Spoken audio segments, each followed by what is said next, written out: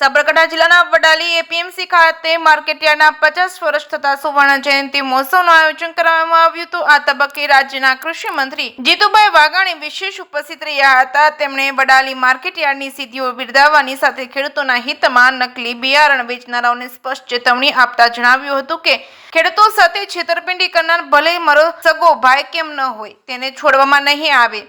Vadali market yard ખેડૂતોના ભરોસા સાથે વિકાસની નવી ઊંચાઈઓ સર કરી રહી છે, ત્યારે સતત 50 વર્ષથી સ્થાનિક ખેડૂતોનો ભરોસો યથાવત રહેતા આજે સુવર્ણ જયંતિ મહોત્સવ યોજાયો હતો। આ તબક્કે વડાલી માર્કેટયાર્ડમાં થયેલી સિદ્ધિઓ બિરદાવી હતી। આ વર્ષે વડાલી યાર્ડમાં 346 કરોડથી વધુની કૃષિ પેદાશોની ખરીદી નોંધાઈ છે।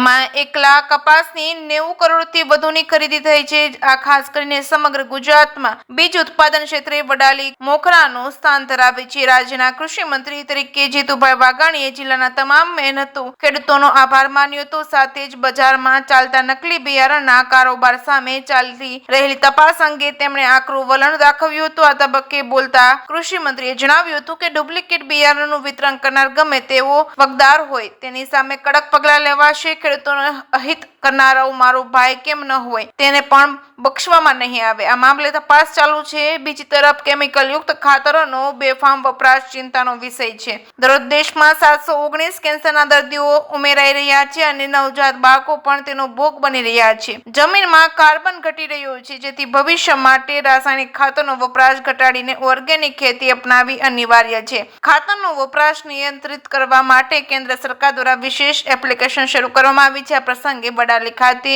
પ્રાકૃતિક ઉત્પાદનોના વેચાણ માટે વેચાણ કેન્દ્ર શરૂ કરવા અને ખેડૂતો માટે સોલાર ડોમ તૈયાર કરવાની માંગ સાથે મંત્રી સમક્ષ રજૂઆત કરવામાં આવી હતી।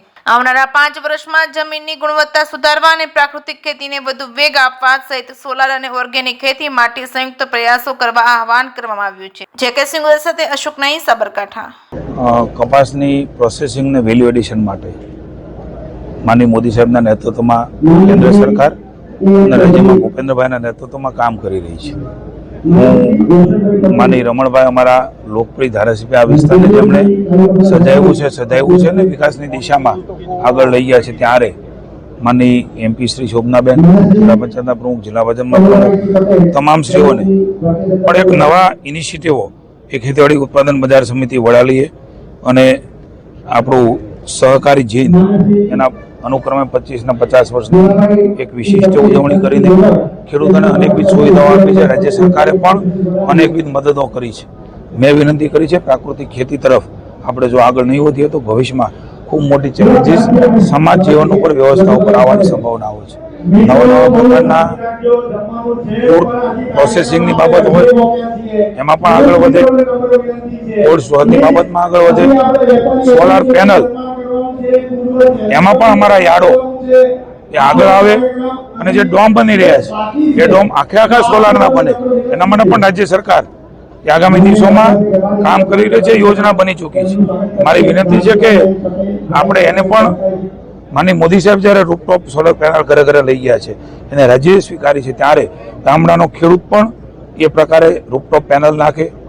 PM સૂર્યઘર એ આપણા માટે છે, આપણા યાર્ડ પણ એ પ્રકારે બને, સહકારી સંસ્થાઓ પણ એ પ્રકારે બને અને આપણું બિલ એ પણ આપણે ઝીરો કરીએ અને આગામી સમયની અંદર ખાસ કરીને સોઇલ હેલ્થ કાર્ડ એ પુનઃ એકવાર તમામ 5 વર્ષની અંદર એ અમારા પ્રયાસો છે કે તમામ ખેડૂતો એ આગામી સમયમાં નવી પરિસ્થિતિમાં સોઇલ હેલ્થ કાર્ડ દ્વારા એની જે જમીનની વૈજ્ઞાનિક પદ્ધતિઓ દ્વારા મુશ્કેલી આવી છે એની જાણકારી મળે અને ભવિષ્યમાં ઓર્ગેનિક કાર્બન મહામહિમ રાજ્યપાલ શ્રી આચાર્ય દેવજી જે પ્રકારે માનનીય મોદી સાહેબના નેતૃત્વમાં એક મિશન પ્રાકૃતિક ખેતી તરફ આગળ વધ્યા છે, ત્યારે ઓર્ગેનિક કાર્બન તરફ પણ કેવી રીતે રાજ્યના ખેડૂતો આગળ વધે, સરકાર શું મદદ કરે એના માટે વડાલીના પણ ખેડૂતોને, ઈડર અને વડાલી વિધાનસભાના લોકોને અને સાબરકાંઠા જિલ્લાને પણ અમે એ પ્રકારે આગળ આવવા માટે વિનંતી કરી છે। થેન્ક યુ સાહેબ। ખાસ કરીને વાત કરવામાં આવે તો એક તરફ કેન્સરના વધતા કેસ છે, બીજી તરફ ખાતરની ઉણપ છે, શું કહેશો આવનારા સમયમાં રાજ્ય સરકાર દ્વારા કેવા પગલાં લેવાશે? ખાતરની ઉણપનો કોઈ અત્યારે વિષય નથી, પણ સપ્રમાણ ખાતર નહીં વાપરીએ તો એ રાસાયણિક ખાદ્ય ખોરાકો, ફળ ફળાદી, ઇવન દૂધ એ પણ આપણા પશુઓ કે જે ઘાસ ખાય છે અથવા જે ચારો છે અને જે ખાઈ રહ્યા છે એમાંથી પણ તત્વો પામ્યા છે. લગભગ 700 થી પણ વધારે કેસો રોજના નવા એ કેન્સરના આવી રહ્યા છે. પણ હવે ચિંતા છે બીપી, શુગર, કિડની, વાલ, નાના બાળકોને એટેક આવવો, આ પહેલા નહોતું.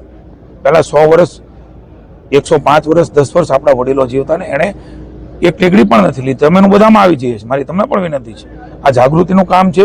આપણા ખેતરમાં પ્રાકૃતિક ખેતી તરફ વળીએ અને એની ખરીદી માટે થઈને પ્લેટફોર્મ એ વૈશ્વિક સ્તરે આદરણીય મોદી સાહેબના નેતૃત્વમાં સહકારિતા પ્રથમ મંત્રી અમિતભાઈ શાહ પણ એ પૂરું કરી રહ્યા છે.